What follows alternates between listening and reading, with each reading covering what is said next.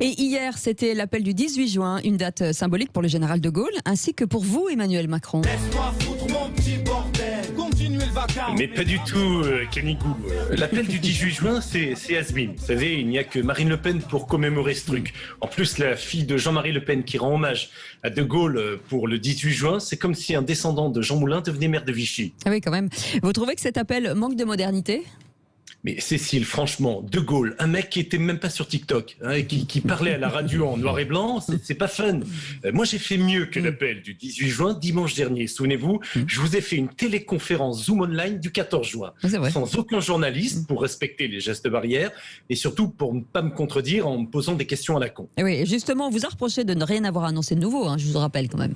Mais c'est exact, patatrac, mais je me suis tout de même gargarisé d'avoir fait le max. Quoi qu'il en coûte, souvenez-vous, à ce propos, l'État a mobilisé 500 milliards. Alors, si on tient compte qu'avec les vieux Covidés, on a économisé 500 millions d'euros de retraite, plus 135 millions de PV dressés pendant le confinement, et pas besoin d'avoir un CAP comptabilité Cédric Villani pour comprendre que le compte est bon et qu'il va falloir sortir les doigts du cul pour rembourser les 499 milliards, 365 millions d'euros restants.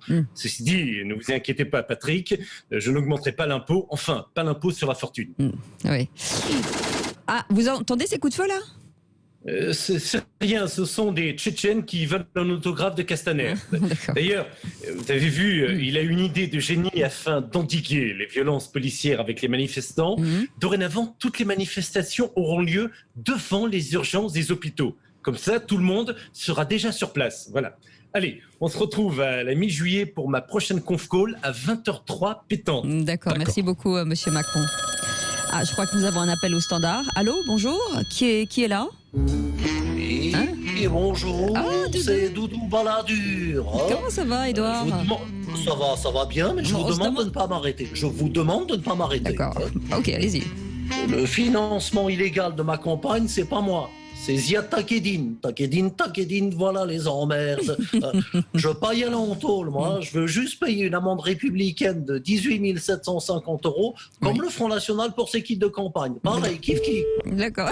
Salut Edouard. Et retrouvons à présent Stéphane Bern pour un numéro spécial de Secret d'Histoire. Bonjour Stéphane. Oh que oui, bonjour Cécile.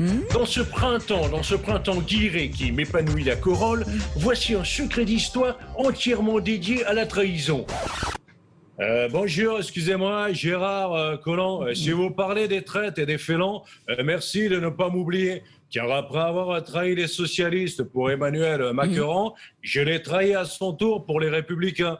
Écoutez, j'ai tellement fait d'enfants dans le dos à tout le monde que dans les maternités lyonnaises, les femmes accouchent par le Troufignon. C'est ça. Très élégant, merci beaucoup monsieur Collomb pour cette belle franchise. Oui, mon Dieu, écoutez, l'image est friponne mais elle m'excite la verre. Sans plus attendre, Cécile, commençons avec le premier grand traître de l'histoire, Judas. Avant de faire du porte-à-porte avec son trou, Judas était un disciple de Jésus qu'il livra aux Romains.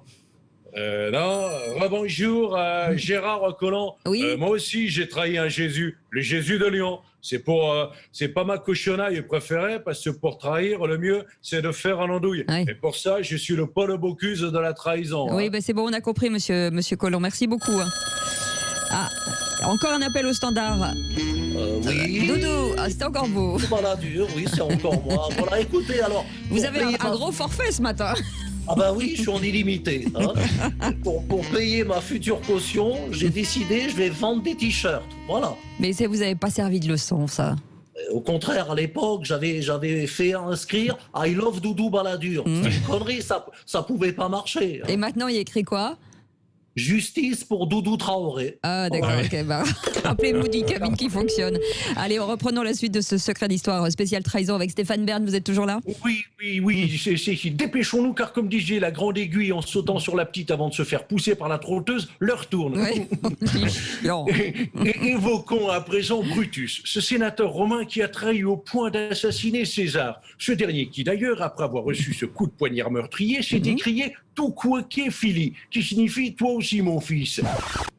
Oui, c'est encore Gérard Collomb. Alors bien sûr, Écoutez, s'il faut poignarder Emmanuel Macron, pas de problème. Sauf que moi, en me voyant, il va plutôt s'écrier tout quoiqué, papy. Oui, bah ça suffit, monsieur Collomb. Merci, arrêtez d'appeler. Stéphane, il faut conclure maintenant, on est pressé là. Bien sûr, Cécile. Terminons par un traître de l'histoire contemporaine qui a trahi la France pour imposer ses idées d'extrême droite, le maréchal Pétain. Oui, Collomb et Gérard, promis, mais c'est Cécile, pas vrai. dernière fois. Alors, s'il faut aller jusque-là, hein, Oui. allons-y. Si je ne deviens pas maire de Lyon, Oui. pour continuer à exister, D'accord. je suis prêt à prendre la direction de l'EHPAD Klaus Barbie de Montretout Oui. et d'aller changer les couches de Jean-Marie Le Pen afin que Marine me nomme Premier ministre. Ouais. Et si elle gagne le présidentiel. Vous voyez, Cécile, le côté positif dans la trahison, c'est la collaboration. Oui, bah, il faut arrêter maintenant. Il faut pas partir en week-end, monsieur Collomb. Merci beaucoup. Et on termine avec François Hollande. Et c'est bon plan du week-end. Bonjour François. Oui, bonjour à tous. Ouais. c'est Oh, vous moi. avez fait un drôle de. Oui, J'ai vous fait avez un passé la deux ce rafraîchissement. matin. Voilà, là, j'ai fait un rafraîchissement.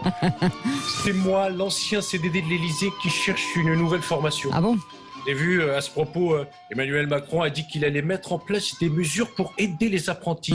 C'est bien. Il va pouvoir enfin en faire profiter tous les membres de son gouvernement. Ah bah bien. c'est bon, vous l'avez habillé pour l'hiver là, c'est une garde-robe. Oui. Et ça tombe bien parce qu'aujourd'hui, c'est la journée mondiale du tricot. Ah ouais, très bien. Moi, j'aime bien faire du tricot. Vous savez, ça me change de la politique. Oui. Parce que quand je tricote, je fais une maille à l'endroit et une maille à l'envers. Oui. Alors que quand je fais de la politique, je fais tout à l'envers. Bah oui, c'est ça avec des trous dedans. Et dimanche, vous avez prévu quoi?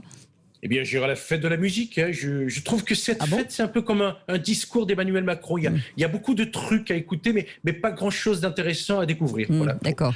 Bon, allez, avant de vous laisser, je voulais rendre hommage au comédien Patrick Poivet, vous savez, qui a été, entre autres, la voix française de Bruce Willis. C'est vrai, on l'a aimé Et beaucoup. si John McClane de la police de New York, qui c'est qui a commandé une pizza et puis caille, pauvre con. Oui. Vous voyez, comme quoi la particularité d'une voix, c'est la réussite d'un bon doublage. Vous voyez, ça aurait pas eu le même effet si c'était moi qui l'avais doublé, Bah Bruce non, ça Willis. c'est sûr, c'est sûr. Qui c'est qui a commandé une pizza? Œuf de caille, pauvre con. Pareil, quand même. Ah non, ça Pas pareil. À mon avis, c'est pas une bonne reconversion. non, Oui, laissez c'est tomber. vrai, c'est vrai. Salut. Et merci à Jean-Patrick Douillon pour la coécriture de ces textes. Et on vous embrasse. Merci. Bon Merci, week-end. bisous. Et allez, Dany je Moreau. viens peut-être en studio la semaine prochaine. Allez, Ah bah très bien. Et vous venez avec tous ces personnages, il va falloir faire de la place. Restez avec nous et on vous retrouve en podcast sur sudradio.fr. Il est